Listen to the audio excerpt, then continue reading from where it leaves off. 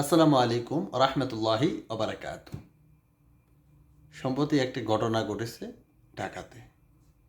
যে এই যে ফুটফুটে মেয়েটা 13-14 বছর বয়স, আর তার মা, তার বেশি কইতে বয়স,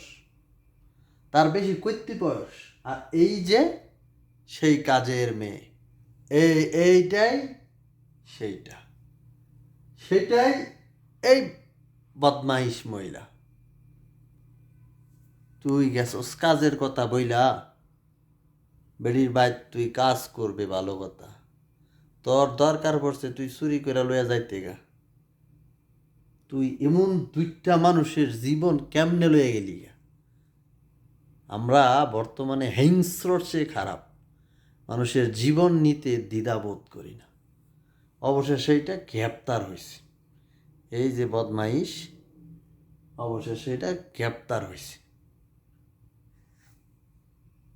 দেখছেন কি মানুষ দুইটারে, এই স্যাংরা সেরি মাইরে ফেলাইছে।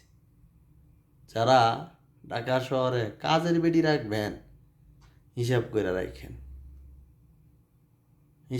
রাখেন, চেষ্টা করেন নিজেরা কিছু কাজকর্ম করে খাইতে। খালি ওই যে টিয়া না, টিয়া তো মানে একটু কাম করে রান্না বান্নার কাম, ঘর মোছার কাম, এটা করতে এত জাঁতা লাগে।